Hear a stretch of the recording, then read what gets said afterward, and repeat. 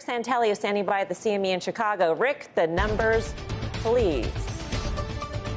Well, Melissa Lee, a couple of seconds, of course, when we'll be looking at initial and continuing claims. And I do want to remind people that initial claims are getting very close to the all-time lows. Here we go, 184,000 on initial claims. That is a few thousand higher than expected, sequentially following 185,000. But that probably could still see revisions. So 184,000 takes us back to the late 60s. And something interesting here, 1968, we had 162,000. That's the all-time low. We're getting pretty darn close. Continuing claims, always a week in arrears, 1,417,000, another post-COVID low. This takes us back to 1970, under 1.3 million or so. You get down into the 1969 areas, and the all-time low from 1969 actually on continuing claims is a whisker under 1 million. So these are stellar numbers. Now on Philly Fed, which is an April read, expecting a number, 21, 22,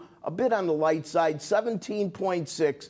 So that is on the weak side, not as weak as it was in February when it was at 16. The high water mark of the year was last month at 27.4. And, of course, we see after that 20-year bond auction, stellar 20-year bond auction yesterday, we are hovering around 310 in a 20-year, the highest on the curve in terms of yield. And, of course, it underscores that there's a lot of issues going on with regard to selling of treasuries and, indeed, fixed income and sovereigns around the globe. But there's also a case to be made for buying, and I think the 20-year auction yesterday was highly representative of that dynamic. Melissa Lee, back to you. Yeah, Rick, stick around. We want to bring in Steve Leisman at this point. Steve, you're looking through that Philly Fed miss.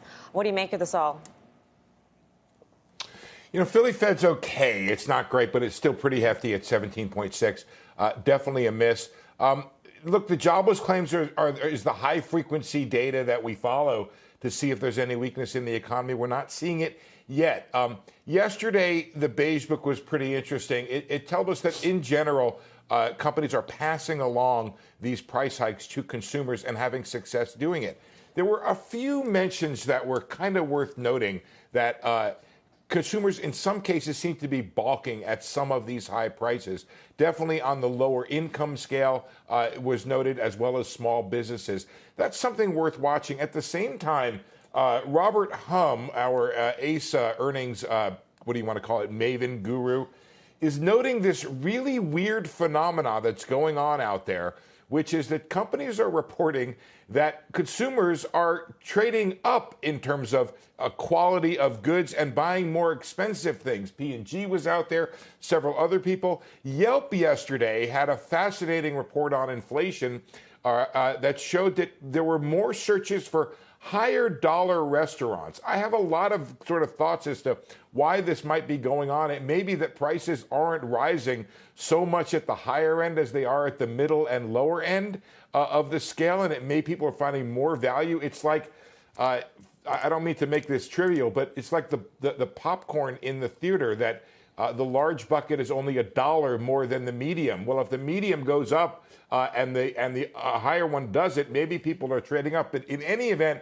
bottom line is, so far, consumers seem to have enough money to both pay the inflation and keep growing. At this point, we're looking at under 1% growth for the first quarter, but we're looking at 3% so far and change for the second quarter. We've not seen, despite the the tightening that's out there in the economy, we've not seen much of a drag in terms of economic activity.